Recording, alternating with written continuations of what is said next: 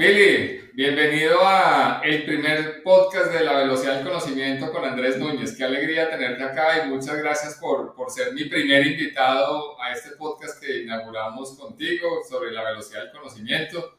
Y nada, de verdad que tú has sido siempre un aliado de todos estos procesos, un innovador. Me ayudaste con Griki, fuiste el segundo cliente de Griki con EANX. Entonces nada, un honor tenerte aquí para que comencemos a conversar. No, Andrés, siempre muy abierto, muy dispuesto y más bien muy agradecido también contigo por tenernos en cuenta para poder experimentar todas estas cosas novedosas y nada, estamos listos para siempre estar innovando y estarnos inventando cosas diferentes y sobre todo hablar del tema que nos apasiona, que es todo lo que tiene que ver con educación y lo que se viene para la educación. Exacto, bueno, y por esas características es que eres nuestro podcast inaugural. Pero ahora quiero que nos vayamos, no al futuro, vamos a llegar al futuro, pero vamos a ir al pasado. Tú y yo tenemos una historia parecida, nuestras familias fundaron universidades en Colombia, somos esa segunda generación que luego puede o no tomar las riendas, entonces me gusta mucho, he hablado con muchos fundadores en toda la región y las historias de vida de la fundación de estas universidades es espectacular. Entonces cuéntanos un poco desde tu perspectiva como hijo de uno de los fundadores, ¿cómo viviste eso y cómo recuerdas la fundación de la universidad? Bueno, Andrés, digamos que la fundación de la EAN, yo no había nacido todavía, fue en el año 67 cuando unos emprendedores unen fuerzas, más de intención, más como los emprendimientos que todos conocemos, que es porque existe más una necesidad, ven, encuentran una oportunidad en el mercado, se unen al final después de una historia bien interesante de negaciones, de mucha resiliencia, se unen al final 5 personas súper valientes y toman la determinación de hacer una universidad. Después de un montón de puertas cerradas, al final toman la decisión de meterse en hacer, en estar en el mundo de la educación para transformar a la sociedad. Y con una intención noble, porque recursos no habían, no eran personas que fueran grandes inversionistas. De hecho, pues para aquellos que van a escuchar este episodio, en Bogotá existe la parte del sur de Bogotá, que es en donde está la gente que quiere surgir, bueno, no todo el mundo, pero quiere surgir, digamos que están en unos niveles de clase media, media. Mi papá de una familia en donde su papá de la costa Caribe, su mamá del interior de Boyacá, matrimonio que parecía, cuando uno cuenta esta historia, evidentemente no va a funcionar un costeño con una boyacense. Su papá finalmente se va, deja a su mamá con 3 hijos, mi papá el hijo del medio, y su hermana, que también es una de las fundadoras, esposa de tal vez el gestor, tal vez no, el gestor de la idea, el de Brando Perico. Entre ellos comenzaron también a buscar cosas diferentes, cada uno con una historia diferente, vienen de familias con muy escasos recursos y finalmente comenzaron a tocar un montón de puertas y hasta que al final un par de personas les dice, ok, listo, venga, les creemos. Uno es Carlos Ramírez Cardona, una persona que venía del sector educativo de hacía mucho tiempo, también había estado expatriado en otros países. Y bueno, creen en ellos. Finalmente otras 2 personas creen en ellos, son los 5 que arrancan. Cada uno puso lo que tenía, les prestaron un pedazo de oficina y bueno, como toda historia de estos valientes grandes emprendedores que pareciera que todas fueran calcadas, que nacen casi en un garaje y hoy en día son unas grandes empresas, mucho aprendizaje, creer en que sí podían hacerlo, en muy organizados, en las competencias que cada uno tenía, unieron muchísimos esfuerzos, muchísima actitud y al final, bueno, pues termina siendo una universidad muy reconocida en Colombia y con mucha perspectiva para el futuro. Eh, esa es la historia de la universidad, con muchas felicidades, muchas tristezas, muchos retos por solucionar y bueno, y esa es la vida de los emprendedores. Interesante, Billy, interesante. Sí, cuando la vas contando es como escuchar la historia de cualquier emprendedor, incluso la historia de Griki. Recuerdo también mucho cómo es una historia muy parecida a la que viví en mi familia y personas que la educación los transformó. Mi papá fue seminarista y tuvo la oportunidad de formarse con los franciscanos y él dice, a mí la educación me salvó, por eso mi madre me envió al seminario y él ahí, ese amor por la educación, y van creando esas instituciones que, como dices, algunos al principio llamaban mal universidades de garaje y se convierten en grandes instituciones como lo es la EAN, con una característica: la EAN siempre fue una universidad innovadora, hizo las cosas distintas. Fue una de las primeras que puso jornada nocturna, enfocada en el emprendimiento cuando nadie hablaba de emprendimiento. Ahora hablan de emprendimiento sostenible como su propósito superior. Entonces, bueno, una linda historia de emprendimiento que hace buena fe de lo que es la EAN hoy en día. Cuéntame, Billy, esas transiciones, y yo lo viví con la universidad, esas transiciones hacia la segunda generación son muy complejas y supongo también, incluso cuando son varias familias, son complejas. ¿Cómo lograron ustedes manejar esa transición y ser hoy una institución ejemplo con la segunda generación, con un modelo de gobernabilidad súper interesante que les permite ver el futuro con muchas perspectivas? Bueno, este es un capítulo que es bien interesante, lleno de retos, primero que todo, Andrés. Tú sabes que estas organizaciones pues no tienen acciones. En Colombia somos sin ánimo de lucro. Lo único, digamos que la transición que se generó acá en la EAN, como seguramente se estará viviendo en muchas universidades en este momento en Colombia y en toda la región, porque casi, bueno, la mayoría de este tipo de universidades somos todas muy como de la misma edad, de entre 50, 60 años aproximadamente. Entonces, claro, los fundadores todavía viven, la gran mayoría. En nuestro caso, de 5, ya lamentablemente 2 fallecieron, 3 todavía nos acompañan, pero hubo un momento en la vida de los fundadores que ellos comenzaron a darse cuenta que ellos ya era el momento en que ellos dieran un paso al costado como muy buenos emprendedores, que no es fácil de encontrar, y ellos mismos comenzaron a darse cuenta que tenían que hacer esa transición. Y la forma natural de hacer esa transición era dentro de cada una de sus familias, comenzaron a revisar quién podía tomar la batuta de esa transición. Por coincidencias de la vida, dentro de los 5 fundadores, quedamos, digamos que su segunda generación, aquellos que hemos tenido experiencias en otras industrias, hemos estado con diferentes experiencias y quedamos esta segunda generación, una transición que al interior de cada familia tuvo sus retos, que al interior de la universidad también tuvo sus retos, porque los equipos de trabajo también comienzan a medir si los que estamos llegando tenemos las capacidades o no tenemos las capacidades. Y eso pasa en cualquier empresa. Cuando cambian de gerente o de rector o de cualquier equipo directivo, los equipos de trabajo comienzan a mirar si la persona que llega tiene la capacidad. Y tenemos una característica muy importante esta nueva generación, Andrés, que yo creo que son tal vez de los principales atributos. Nosotros creemos firmemente en que la universidad está por encima de los intereses personales, ¿sí? Entonces, al nosotros determinar eso, nuestro actuar va en pro de la organización. Entonces, y todo lo que traemos y las experiencias que cada uno tiene, las debatimos en ese órgano de gobierno, eh, que somos además bicamerales. Tenemos ahí una característica bien interesante. Tenemos una sala general que estamos, esa segunda generación que somos 5, y tenemos un consejo superior que nos acompaña, haz de cuenta el ejecutivo, que también nos acompaña. Algunos los elegimos nosotros, otros son elegidos por los mismos estudiantes y profesores, que afortunadamente siempre llega un montón de gente para aportar.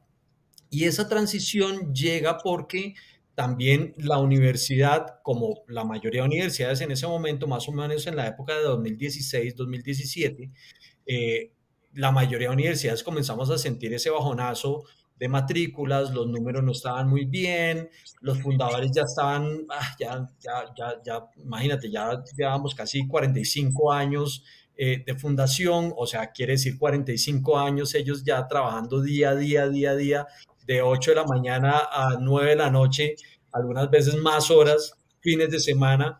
Entonces llegamos nosotros y comenzamos a hacer un montón de cambios con la experticia que cada uno tenía.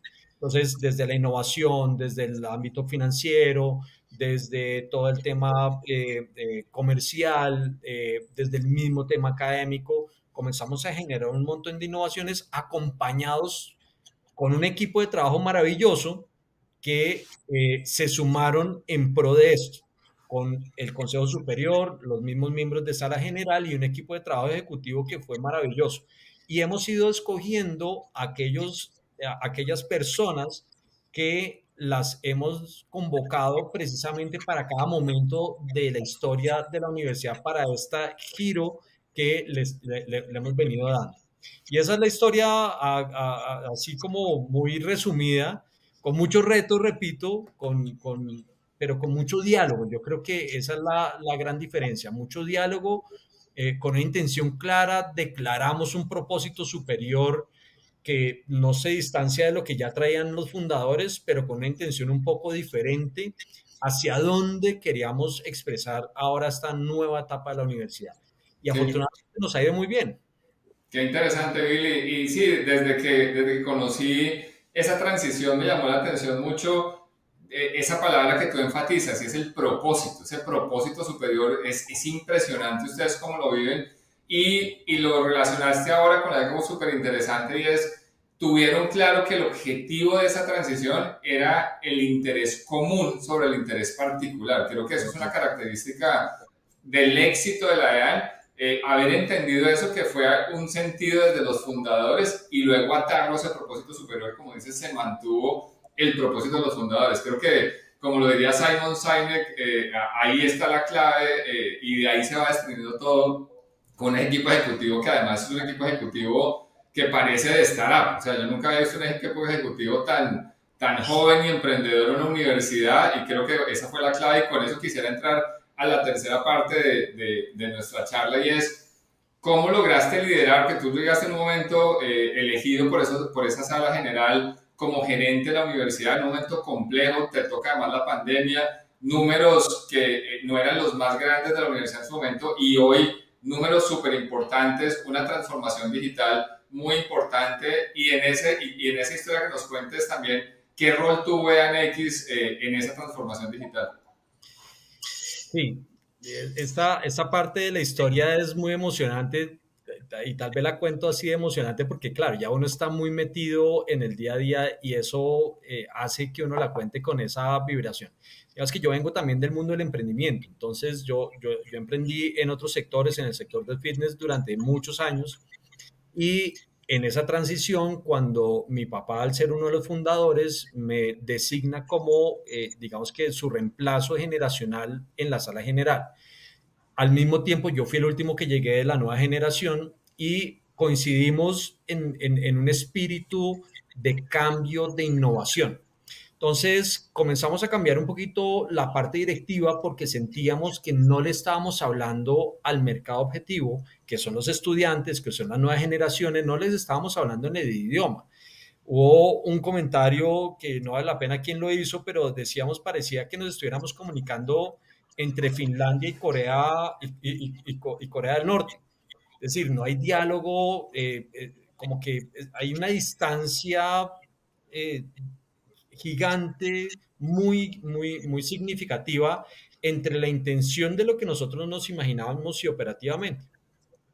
Y dentro de esa transición, la sala general vio que yo conocía muy bien la universidad porque vengo dictando clases hace mucho tiempo, vengo metido en el mundo educativo también hace varios años, conozco bien la universidad, conocía muy bien varios de los procesos y tal vez la forma en que yo dirigí mis empresas podía ser implementada aquí en la universidad. Pues digamos que la sala general se dio la oportunidad y me dieron la oportunidad también de poderlo dirigir.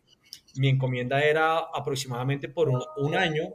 Primero fui rector encargado y ahí tal vez como que la sala general, mis compañeros de sala dijeron, bueno, podría haber una oportunidad de que Billy dirija la universidad. Luego tuvimos ahí un momento de transición, también estábamos llegando, conociéndonos un poco más en este nuevo ámbito, porque ya todos nos conocíamos, pero no en el ámbito laboral. Y finalmente ya arrancando finalizando el 2019, convocamos a nuestra nueva rectora, que es Brigitte Baptiste, que digamos que habla mucho sobre nuestro propósito superior, sobre hacia dónde queríamos llevar la universidad, ya con mucho trabajo previo desarrollado, pero tal vez Brigitte, ya estando en el Consejo Superior, ejemplificaba y tal vez hablaba mucho más fuerte de hacia dónde queríamos llevar la universidad. Acepta la invitación, por fortuna nuestra, y comenzamos a trabajar en muchos cambios tecnológicos, cambios en las plataformas, cambios en equipo de trabajo, porque los nuevos retos nos traían, eh, requerían nuevos talentos. Eh, pero primero diciéndole a los equipos de trabajo quienes se suman hacia este rumbo que estamos tomando, que es nuestro propósito superior. Algunas personas, la gran mayoría, tengo que decir que se sumaron al reto.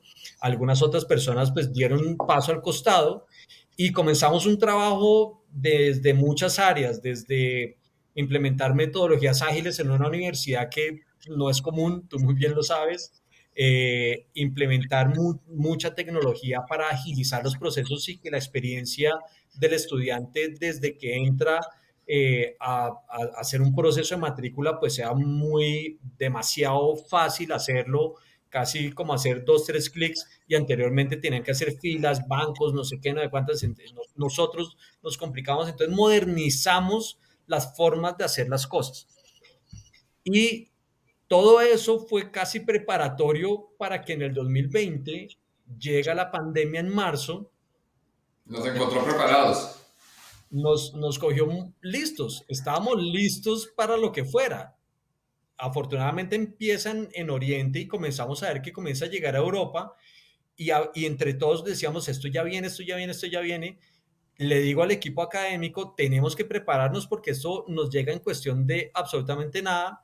El vicerrector del momento cree, entiende el mensaje y nos sentamos una tarde con el equipo directivo operativo a trabajar y de ahí sacamos el modelo PAT, que es la presencialidad asistida por tecnología.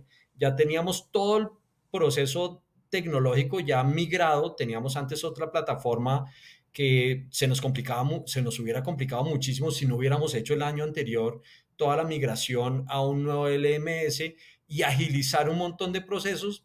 Tan así, para resumirte la cosa, es que el viernes, tal vez 15 de marzo, nos cerraron, el lunes 17, 7 de la mañana, ya estábamos todas las clases en nuestra metodología PAT, es decir, no perdimos un minuto de clases.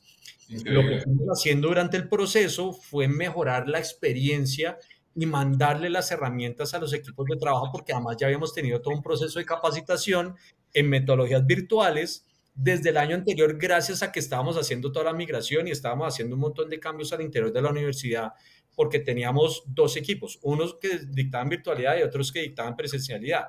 Dentro de todo ese cambio, lo que determinamos es, no, uno tiene que estar listo para dictar presencialidad o virtualidad, porque lo que viene, imagínate en ese momento, diciembre de 2019, decíamos lo que viene es que un profesor debe poder dictar tanto presencial como virtual, un híbrido, y bueno, llega la pandemia y ya estábamos preparados afortunadamente, claro, siempre con un montón de mejoras, creamos el programa de padrinos, entonces las mejores experiencias de los profesores que mejor le iba en la virtualidad le comenzaron a contar a los que no cómo hacerlo. Bueno, mucho trabajo en equipo, mucha comunicación, Andrés, mucha comunicación y dejarle claro a los equipos de trabajo hacia dónde vamos, repetirlo con mucha claridad, con mucha paciencia.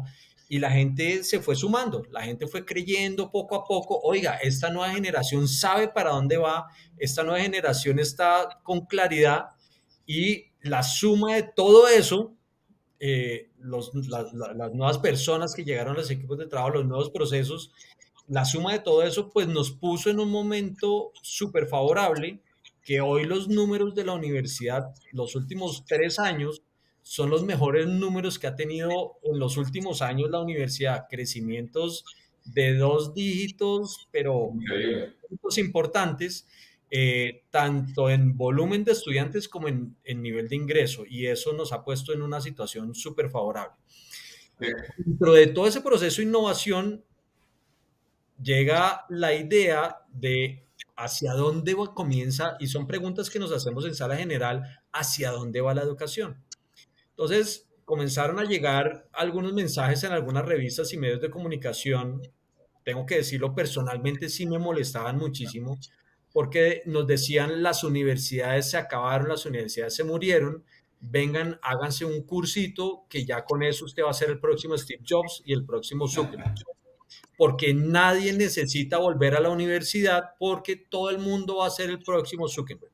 Y lamentablemente en nuestro país, el mundo del facilismo, y tal vez a los jóvenes les encanta escuchar que con el menor esfuerzo vas a tener el mayor éxito, cosa que los que venimos del mundo del emprendimiento sabemos que eso no es así jamás, que entre más emprendimiento y uno hace, todo el mundo cree que uno trabaja menos, es todo lo contrario, trabajas 5 veces más. Tú lo estás viviendo, los fundadores lo vivieron y todo el mundo que hace emprendimiento lo sabe perfectamente.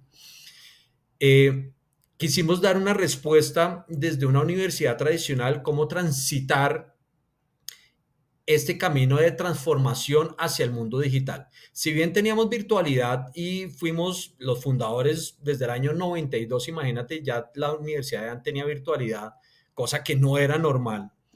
Eh, el mundo digital no teníamos el mundo digital, esta forma novedosa de llegarle a los mercados para que sin importar el lugar, sin importar la hora, sin importar nada de estos temas económicos, pues pudieran entrar.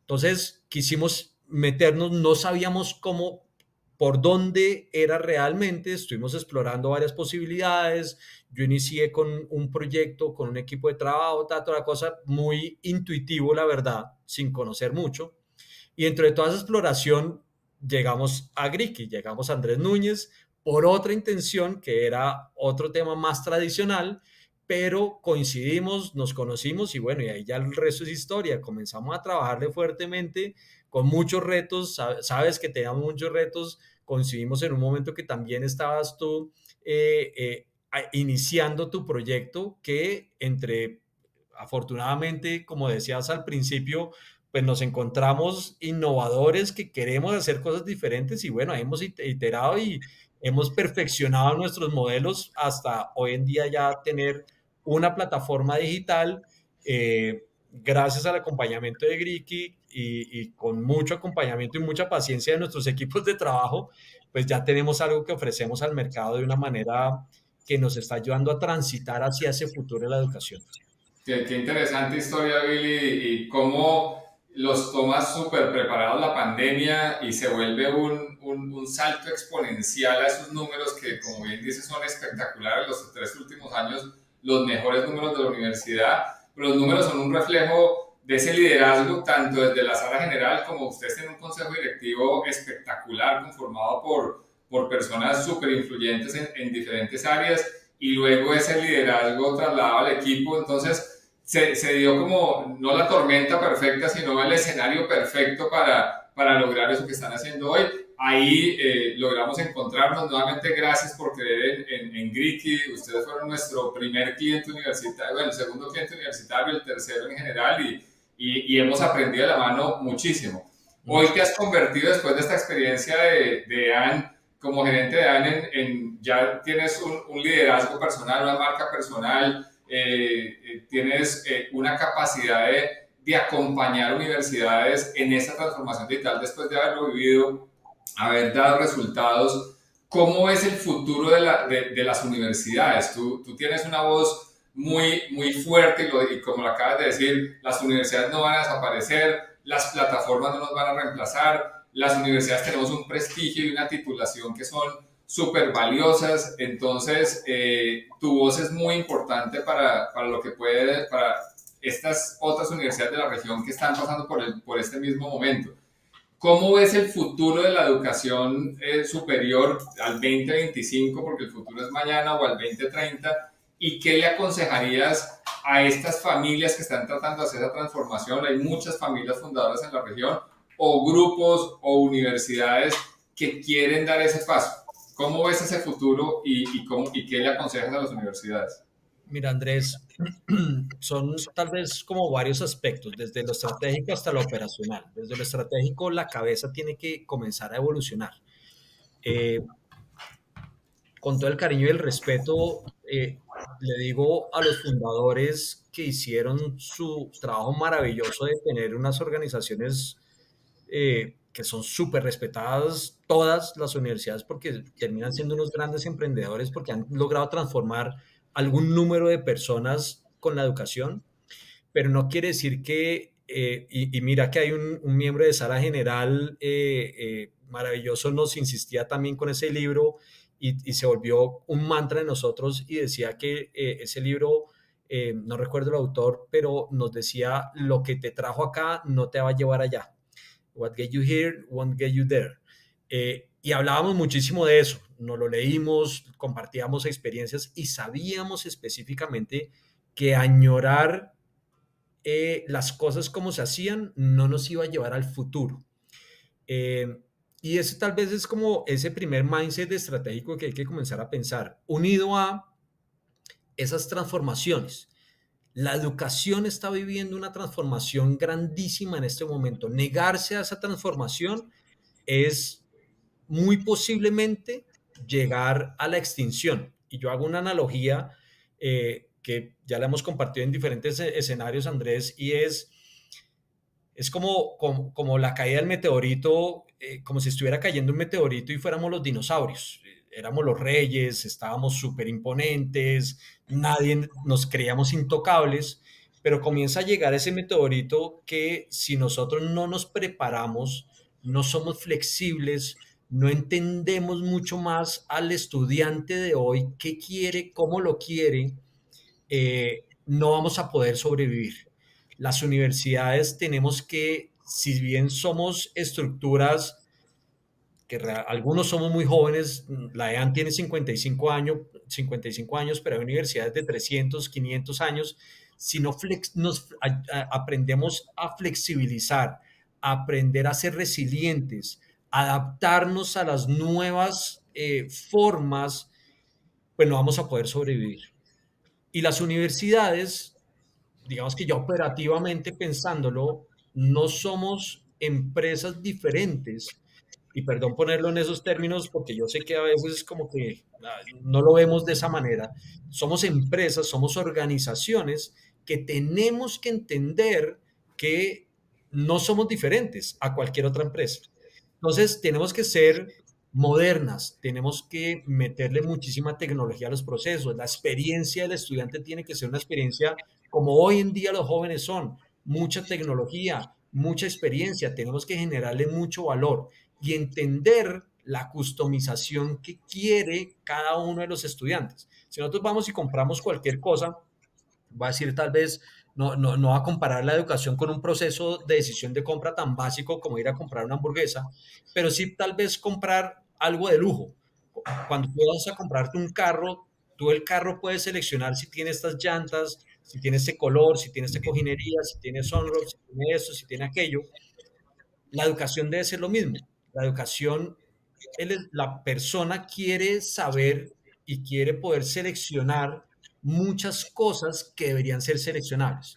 Muchos le atribuyen, digamos que la falta de flexibilidad a la reglamentación que podemos tener en Colombia y en otros países que sé que también pasa lo mismo, pero está la habilidad de la administración y de la dirección de la universidad, cómo poder estar dentro de la reglamentación, pero al mismo tiempo poder ofrecer a ese estudiante esa customización de cómo quiere que le enseñemos.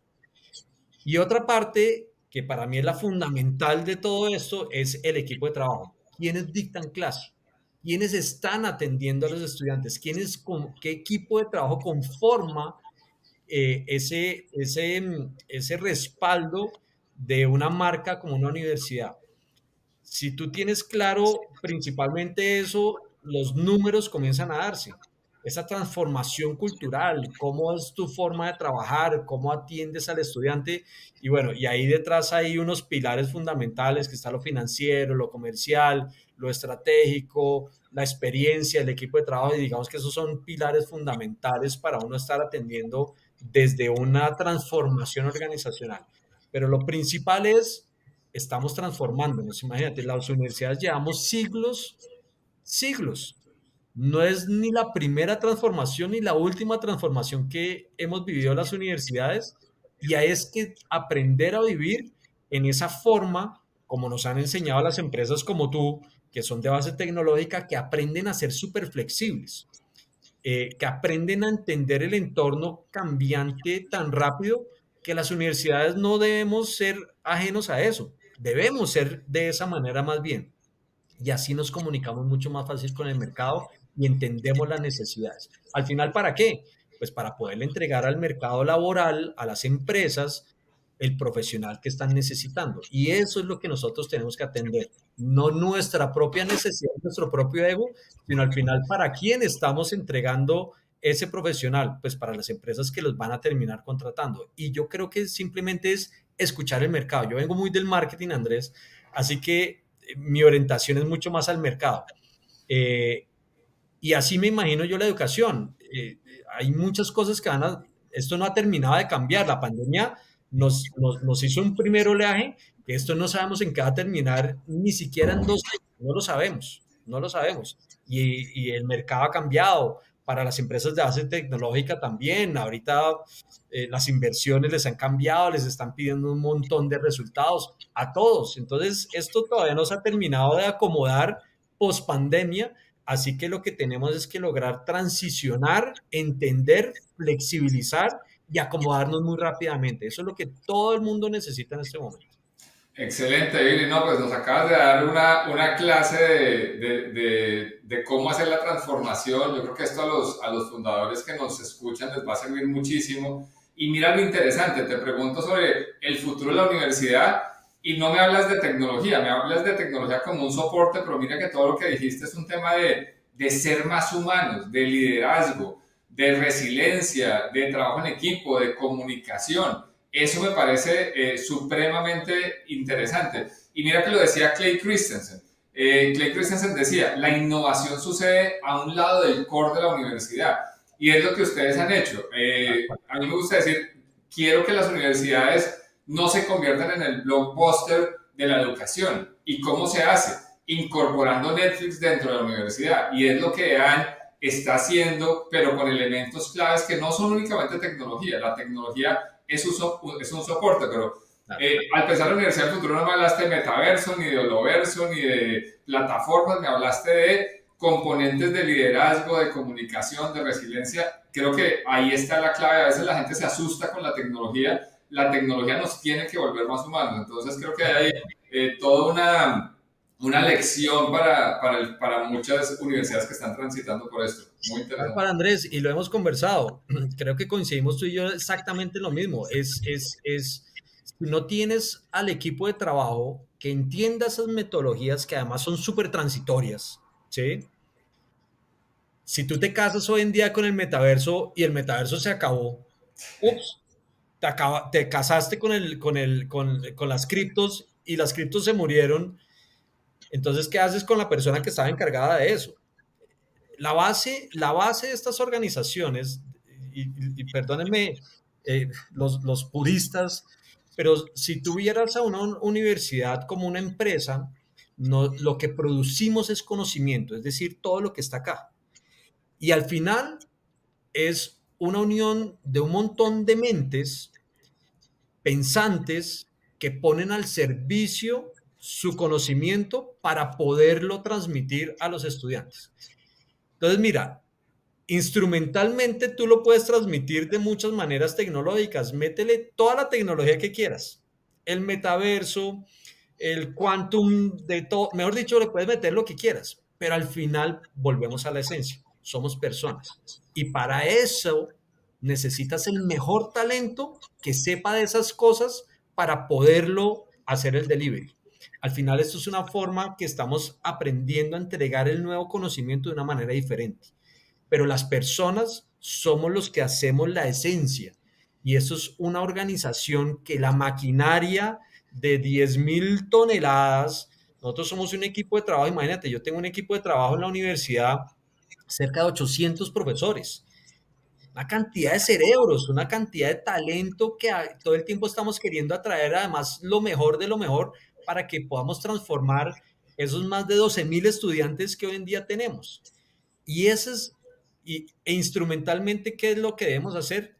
Entender cuáles son las nuevas tecnologías y tener el equipo de trabajo que se adapte, que entienda esas nuevas tecnologías para poderlo hacer. El fin no es la tecnología, De es, acuerdo. es instrumental. Entonces, lo que tú dices, y voy a utilizar tus palabras, cada vez más la tecnología necesita que nosotros seamos más humanos para poder utilizar esa tecnología a nuestro favor, no depender de la tecnología. La tecnología no nos guía. Nosotros llevamos instrumentalmente la tecnología para poder entregar el conocimiento de la manera que sea la mejor experiencia para el estudiante. Y sí, tenemos nosotros nuestros laboratorios de realidad virtual, tenemos un montón de instrumentos de todo esto, lo tenemos. Enseñamos hoy en día, por ejemplo, las clases, los exámenes del equipo de la facultad y del programa de lenguas modernas, se tienen que poner sus gafas de inmersión, entran a un mega laboratorio y todo su examen es en inglés y está codificado como si estuvieran en Estados Unidos o en Londres viviendo experiencias en inglés. Pero ¿quién hizo eso? El equipo de trabajo que tiene la capacidad de entender esos instrumentos para ponerlos a favor de estas nuevas experiencias.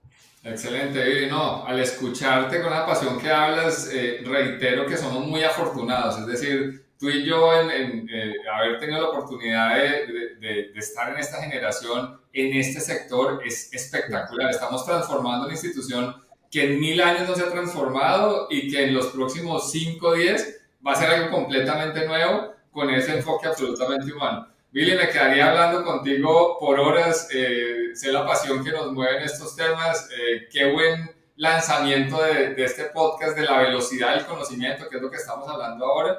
Gracias por lanzarte al vacío conmigo nuevamente, lo hiciste hace 2 años con Grit y con EANX y bueno, ahora te vuelves a lanzar al vacío lanzando este podcast de la velocidad del conocimiento, te lo agradezco y bueno, es la primera pero no la última porque tienes mucho que aportarnos, mucho que conversar con nosotros. Entonces, cada vez que celebremos un hito, te estaré convocando para que nos cuentes cómo va tu nuevo. Sé que vas a estar apoyando universidades en esta transformación digital después de haber hecho una gran labor en la EAN y ahora como miembro de la sala, pero también con esa posibilidad de servir a otras universidades. Entonces, pues nada, gracias por acompañarnos y esta es tu casa siempre, Billy.